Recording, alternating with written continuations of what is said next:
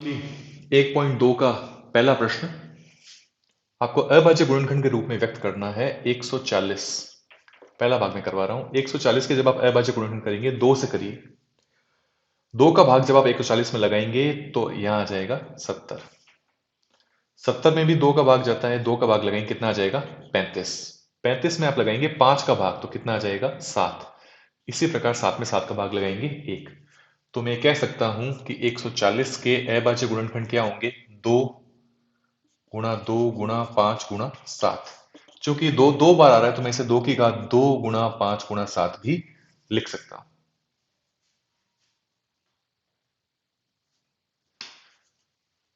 Second भाग 156। 2 का भाग लगाते हैं। 156 में जब हम 2 का भाग लगाएंगे 7 से करेंगे 14, 1 8। 2 से करेंगे, फिर इसमें 3 का भाग लगाएंगे 13 और इसी प्रकार 13 से करेंगे कितना आ जाएगा 1। तो 156 जो है वो 2 गुणा 2 गुणा 3 गुणा 13। दो बार आ रहा है, इसको मैं 2 की घात 2 भी लिख सकता हूं।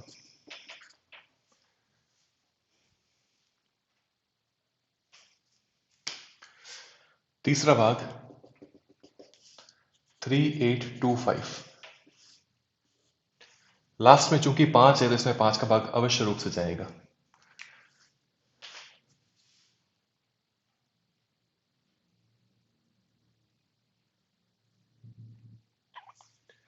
पर 5 से छोटी संख्या 3 और 8 11, 11 और 2 13, 13 और 5 18, 3 का भी जाएगा। 3 का भाग लगाते हैं, एक बार करेंगे 0 8। 8 में 3 का भाग लगाते हैं 2 बार, 6 2 22। 7 से करेंगे 21 5 1 2 7 5।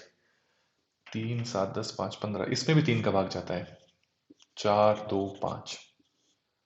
अब इसमें 3 का भाग नहीं जाता तो अपने 5 का लगा लेते हैं। 5 का भाग लगाएंगे 8 बार, 40 25। 5 बार, फिर से 5 का भाग लगाते हैं 1 और 7 17। 17 का भाग लगाएंगे कितना आ जाएगा 1।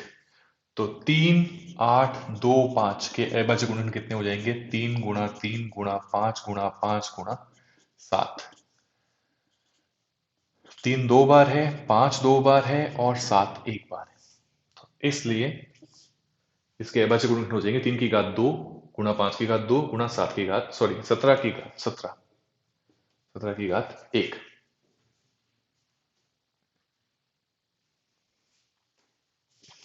चौथा भाग 5005। 5 का लगाते हैं 1001। इसमें अपने 11 का लगा लेते हैं। 9 से करेंगे 99, 1 11 91, 91। 7 का जाता है इसमें 13 बार और 13 का करेंगे कितनी बार आ जाएगा 1 बार। तो 5005 के अभाज्य गुणनखंड हो जाएंगे 5 गुणा 7 गुणा 11 गुणा 13। पहले प्रश्न का पांचवा भाग 7429। सबसे पहले तो अपने बात करते हैं 7429 में जो लास्ट वाला एक का तो आपने लगाता ही नहीं है। शुरुआत करते हैं अभाज्य संख्याओं को ही हम यहाँ पे प्रयोग करते हैं।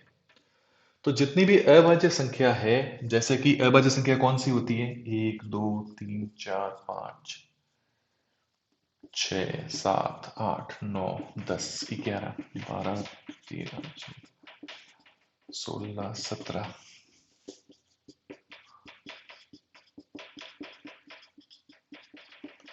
मैंने 25 तक संख्या लिख दी है। हम शुरुआत करते हैं, एक को अपने कंसिडर नहीं करते क्योंकि एक का भाग लगाने पर वापस यही आ जाता है। तो हम शुरुआत करते हैं 2 से। 2 एक अभाज्य संख्या है क्योंकि ये और किसी के पहाड़े में नहीं आती है। तो फिर ऐसी कौन सी संख्या है जो 2 के पहाड़े में आती है? वो है 4 6 8 10 12 14 16 18 20। इसी प्रकार 2 के पहाड़े को अगर अपने और आगे बढ़ाएं तो 22 और 24। तो वो संख्या जो किसी दूसरे के पहाड़े में आ रही थी उनको मैंने काट दिया है और 2 को मैंने गोला लगा दिया है क्योंकि 2 जो है वो किसी और संख्या के पहाड़े में नहीं आता। इसी प्रकार 3, 3 किसी के पहाड़े में नहीं आता इसलिए अभाज्य संख्या है, इस पे गोला लगा दिया। 3 के पहाड़े में जो आने वाली संख्या है जैसे कि 9, 6 पहले से ही कटा हुआ है, 9 9 के बाद 12, 12 के बाद 15, 15 के बाद 18 पहले से ही कटा हुआ है, फिर 21, 21 के बाद 24 पहले से ही कटा हुआ है। फिर बात करते हैं 5 की। 5 भी किसी के पहाड़े में नहीं आता इसलिए अभाज्य संख्या है। 5 के पहाड़े में और क्या क्या आता है 5 दूनी 10, 15, 20 और 25। 6 पहले से ही कटा हुआ है, 7 किसी के पाड़े में नहीं आता, अभाज्य संख्या है। 7 दूनी 14 पहले से ही कटा हुआ है, 21 पहले से ही कटा हुआ है और 28 हमने लिखा ही नहीं। फिर 11 और किसी के पाड़े में नहीं आता है, 13 और किसी के पाड़े में नहीं आता है, 17 और किसी के पाड़े में नहीं आता है, 19 किसी के पाड़े में नहीं आता है और 23 किसी और के पाड़े में नहीं आता। तो ये जो सारी संख्याएं हैं ये अभाज्य संख्या है, और हम यहाँ पर सिर्फ और सिर्फ अभाज्य संख्याओं का ही प्रयोग करते हैं, इसीलिए इसका सही नाम लसअप नहीं है, जैसा कि आप विद्यार्थी लोग बोलते हो कि ये लसअप करना है। लसअप नहीं, इसका सही नाम है अभाज्य गुणनखंड, क्योंकि इसके अंदर हम जो संख्याएं काम में लेते हैं वो कौन सी होती है, केवल और केवल अभाज्य संख्याओं को हम प्रयोग करेंगे। तो सबसे छोटी अभाज्य संख्या कौन सी है, 2। तो मैं शुरुआत करूंगा 2 से कि क्या मैं इसमें 2 का भाग लगा सकता हूं। तो देखिए लास्ट में जो संख्या है वो कैसी संख्या है, विषम संख्या। यहाँ लास्ट में जो संख्या है वो खुद 2 के पाड़े में नहीं आती, इसलिए मुझे पता चल गया जिसको देख करके ही कि इसमें 2 का भाग नहीं जाएगा, तो इसलिए मैं 2 से प्रयास भी नहीं करूंगा, मैं यहाँ 2 लिख के भाग लगाने का प्रयास नहीं करूंगा। फिर बात आती है 3 की। तो किसी संख्या में 3 का भाग जाएगा या नहीं जाएगा, इसको हम एक सरल तरीके से चेक कर सकते हैं। 7 और 4 कितना होता है, 11। 11 और 2 कितना होता है, 13। 13 और 9 22। तो इसमें अंकों को जोड़ने पर कितना आ रहा है, 22। 22 में 3 का भाग नहीं जाता है, तो इसलिए इस संख्या में भी 3 का भाग नहीं जाएगा। तो हम आगे बढ़ते हैं, अगली संख्या कौन सी है, 5। किसी संख्या में 5 का भाग तभी लगता है जब लास्ट में कितना हो, या तो 0 हो या 5 हो। ना तो यहाँ 0 है ना तो यहाँ 5 है, तो इसलिए इसमें 5 का भाग भी नहीं लगेगा। तो 2 का नहीं जाएगा, 3 का नहीं जाएगा, 5 का नहीं जाएगा। 7 का भाग इसमें लगा के देख लेते हैं, 7 4 2 9। इसमें 7 का भाग लगेगा या नहीं लगेगा, इसको अपने चेक कर लेते हैं। 7 4 2 9 में 7 का भाग लगाते हैं। 1 से करेंगे 7, 0 4, फिर 0 करेंगे, 2 को नीचे उतार लेंगे। 6 से करेंगे 42, 9, एक बार करेंगे 7। तो पूरा पूरा भाग इसमें भी नहीं जा रहा, क्योंकि शेषफल कितना बच रहा है, 2, तो इसलिए 7 को छोड़ देते हैं। फिर अपने इसमें लगाते हैं 11 का भाग। 11 का भाग अब जब अपने इसमें लगाएंगे,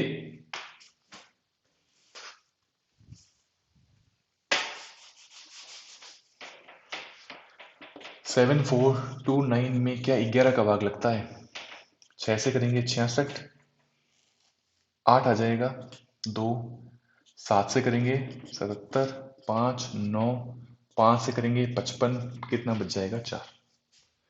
भागफल इतना, शेषफल 4 बच रहा है, इसलिए अपने कहेंगे 11 का भी इसमें भाग नहीं जा रहा है। तो अगला नंबर कौन सा है, 13। 7 4 2 9 में अपने किसका भाग लगाएंगे, 13 का। 5 से करते हैं, कितना आ जाएगा, 65, माइनस करेंगे कितना बच जाएगा, 9। नीचे कितना उतरेगा, 2। 7 से करेंगे 91, माइनस करेंगे 1, और कितना आ जाएगा, 9। 1 से करेंगे 13, माइनस करेंगे 6। अभी भी शेषफल बच रहा है, 13 का भी भाग इसमें नहीं लगता है। तो 13 का नहीं लग रहा, तो अब हम अगला भाग किसका लगाएंगे, 17 का लगाएंगे। 7 4 2 9 में हम भाग लगाएंगे 17 का। 4 से करते हैं, कितना आ जाएगा, 68, माइनस करेंगे 6, 2 को हमने नीचे उतार दिया। 3 से करते हैं, कितना आ जाएगा, 51, माइनस करेंगे 11, 9 नीचे उतर जाएगा। 7 से करते हैं तो 119, सही बराबर, माइनस करेंगे कितना आ जाएगा, 0। तो यानी कि इसमें 7 4 2 9 में हमने इन सब का भाग लगा के देखा, 2 का नहीं लगा, 3 का नहीं लगा, 5 का नहीं लगा, 7 का नहीं लगा, 11 का नहीं लगा, 13 का नहीं लगा, लेकिन 17 का पूरा पूरा भाग लग रहा है, क्योंकि शेषफल कितना आ रहा है, 0। इतनी रफ कैलकुलेशन करने के बाद अब मैं अपनी कॉपी में लिख सकता हूं कि इसमें 17 का भाग लगाया तो कितना आया, 437। अब 437 के साथ वही फिर से इसमें भाग लगाएंगे। 437 में किसका भाग जाता है, तो इसमें भी आप यहां से शुरुआत करिए। जब किसी का भी भाग न लगे 17 तक, तो उसके बाद आपको प्रक्रिया में आगे कौन सा आप नंबर लेंगे, 19। सबका भाग लगा के ये रफ कार्य आपको करना है, इसमें बारी बारी सबका भाग लगा के देखना है। आप देखें ज्यादा संख्याओं का भाग नहीं जाएगा, अगला भाग किसका जाएगा, 19 का। तो 19 का 2 बार करते हैं, कितना आ जाएगा, 38, माइनस करेंगे कितना आ जाएगा, 5 और 7, ये कितनी बार चला जाएगा? 3 बार। तो हम कह सकते हैं 437 में 19 का हमने भाग लगाया, कितना आया? 23। 23 भी और किसी के पाड़े में नहीं आता है, तो इसमें 23 का लगाएंगे, कितना आ जाएगा? 1। तो ये इतना सारा रफ कार्य जो मैंने किया था, इसको मैं मिटा देता हूं। और अब मैं कह सकता हूं 7, 4, 2, 9 के अभाज्य गुणनखंड करने पर मुझे क्या मिला? 17 गुणा 19 गुणा 23। प्रश्नमाला 1.2 का दूसरा प्रश्न है। 26 और 91, ये आपको दो संख्या दी हुई है, 91 और 26। आपको ये चेक करना है, इसके लिए एक संबंध को आपको सत्यापित करना है। इन दोनों का अगर आप HCF निकालेंगे और आप इनका एलसीएम निकालेंगे और दोनों की क्या करेंगे? गुणा करेंगे।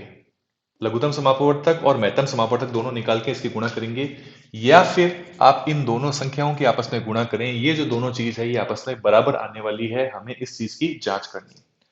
तो इसकी जांच हम तभी कर पाएंगे जब हम इसका महत्तम और लघुत्तम दोनों ज्ञात करें। तो मैं शुरुआत करता हूं। आपको लसब आपने छोटी कक्षाओं में पढ़ रखा होगा कि किन्हीं भी दो संख्याओं का लसब हम कैसे निकालते हैं। 2, 6 और 9, 1 को ऐसे लिखना है। 2 के पाड़े से करेंगे 13, 7 से करेंगे और 13 से करेंगे। तो इन दोनों संख्याओं का एलसीएम कितना आ जाएगा? 2 गुणा 7 गुणा 13, जो कि हो जाएगा 14 गुणा 13, यानी कि ये आ जाएगा 182। इसी प्रकार हम इनका महत्तम समापवर्तक ज्ञात करेंगे। तो अभी मैंने आपको इस बताया था, दो संख्याओं का महत्तम समापवर्तक निकालना हो तो बड़ी संख्या में छोटी संख्या का हम भाग लगाते हैं। 3 बार लगाएंगे, कितना आ जाएगा? 6 से करेंगे 18, 78 माइनस करेंगे 13 बचेगा। अब चूंकि यहाँ 0 नहीं आया तो 13 का भाग लगाएंगे अपने 26 में, कितनी बार जाएगा? 2 बार जाएगा। माइनस करेंगे, कितना आ जाएगा? 0। जहां शेषफल 0 आया उससे जस्ट पहले वाला जो मान है वो कितना हो जाएगा? महत्तम HCF हो जाएगा, या महत्तम समापवर्तक हो जाएगा। कितना आया? 13। तो अभी तक प्रश्न में हमने क्या किया है? अभी तक प्रश्न में हमने 26 और 91 के एक बार तो लघुत्तम या लसप निकाल लिया है और एक बार महत्तम समापवर्तक निकाल लिया है। लसप निकालने के लिए छोटी कक्षा वाली जो विधि आपने सीख रखी है उसका प्रयोग किया है, और महत्तम समापवर्तक के लिए जो 1.1 में हमने विधि सीखी थी उसका प्रयोग किया है। तो अब हमें जांच किस चीज की करनी है? हमें जांच ये करनी है, हमने किन दो संख्याओं का ये चीज निकाली है? 26 और, तो हमें इन दोनों की गुणा निकालनी है। 26 और 91 की गुणा कितनी आएगी?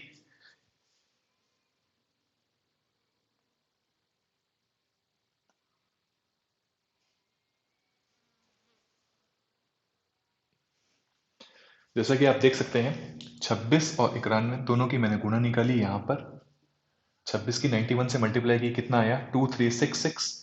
इसी प्रकार जो हमने लसप और महत्तम समापवर्तक निकाल रखे थे इनकी भी मैंने यहाँ गुणा निकाली है 182 की 13 के साथ में, तो वो भी कितनी आ रही है? बराबर। तो अतः हम ये कह सकते हैं कि दो संख्याओं के एलसीएम और एचसीएफ की गुणा करो या उन संख्याओं की आपस में गुणा करो, दोनों क्या आते हैं? बराबर आते हैं। दूसरे प्रश्न का दूसरा भाग, 510। इन दोनों का पहले हम क्या ज्ञात करेंगे? लसप 2 से करते हैं, तो 255। इसमें 2 का भाग लगाएंगे तो 46। फिर 2 का भाग लगाते हैं 255 का, तो 255 आ जाएगा। 46 में 2 का भाग लगाएंगे तो 23 आ जाएगा। 255 के लिए 5 का लगाते हैं तो 5 और 1। फिर इसमें 3 का भी जाता है, 3 का लगा देते हैं तो 17 और ये आ जाएगा 23। फिर 17 का लगाएंगे 1, 23 और फिर 23 का लगाएंगे तो 1 और 1। तो इस प्रकार से एलसीएम हो जाएगा इसका। गुणा करेंगे 2 की 2 से करते हैं, 2 गुणा 2 गुणा 3 गुणा 5 गुणा 17 गुणा 23।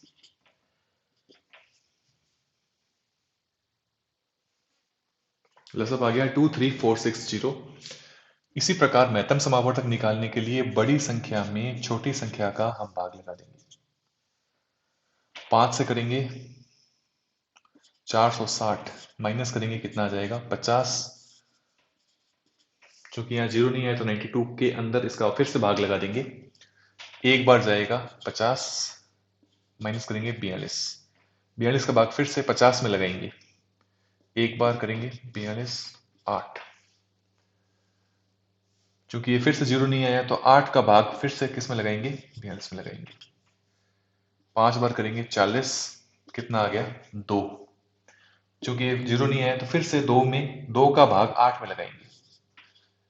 कितनी बार जाएगा 4 बार, कितना आ गया 0। जहां 0 आया उससे जस्ट पहले वाला भाजक क्या होता है महत्तम समापवर्तक। तो यहां पर HCF या महत्तम समापवर्तक कितना आ गया 2। तो ये जो हमने निकाला लसप और महत्तम समापवर्तक, ये किस कौन सी संख्याओं का निकाला। एक संख्या थी 510 और एक थी 92। 510 और 92 की गुणा अगर हम निकालें तो ये आती है 46920। मैंने पहले से कर रखी है। इन दोनों की गुणा करेंगे कितनी आ जाएगी 46920। तो हमने दोनों संख्या की गुणा तो निकाल ली। अब हम इन दोनों की गुणा निकालेंगे। अगर ये भी इसके बराबर आती है तो हमारी बात क्या हो जाएगी सत्यापित हो जाएगी। तो हम 23460 की 2 से गुणा निकालते हैं। 2 की 0 से करेंगे 0, 2 की 6 से करेंगे 12, 9 6 4, 46920 दोनों बराबर आ रहे हैं। इसलिए हमारी बात सत्यापित हुई कि LCM और HCF की गुणा दोनों संख्याओं के गुणा के बराबर होती है।